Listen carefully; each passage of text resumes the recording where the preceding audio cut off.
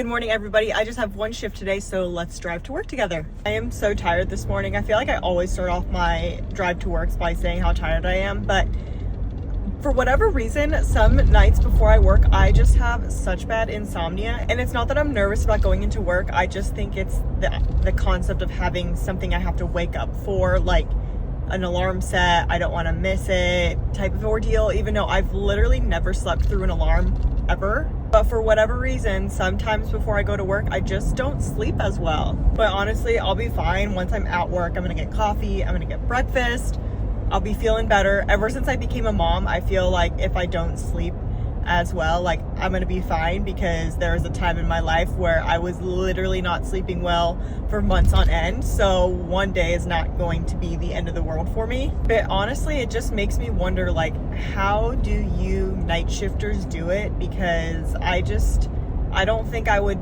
feel my best self if I wasn't sleeping very well and then going in and working a night shift like every single night. Anyways, if you are a night shift nurse, you'll have to let me know how you manage to get a lot of sleep, especially if you have kids.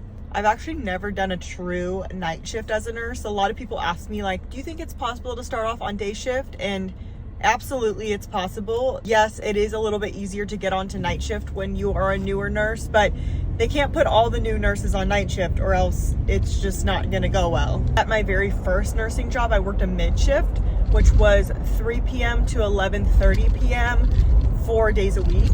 I actually really liked it at that phase of my life. I don't think I would like it now that I have kids, but before I had kids, it was really nice because I didn't have to wake up super early. I would get home and it would be like midnight and I would hang out for just a little bit and then go to bed and be up the next day by like 8, 9 a.m. And then I would have like hours before my shift to be able to go like to the gym and do whatever I needed to do. And then I would go into work at like 3, which was not a super big deal. Some days I would stay for a full 12-hour shift and I would just extend my shift to like 3:30. That was only if they like needed help or I was cross-training to like the ICU and the ER. So sometimes they would let me spend the last 4 hours of my shift down in the ER helping out or in the ICU. And so at the time I was a brand new nurse and it was a really good way for me to like get some extra experience like really early on in my career. And I'm very thankful for that experience because I think it helped me when applying to my current job that I've been in for almost the last 8 years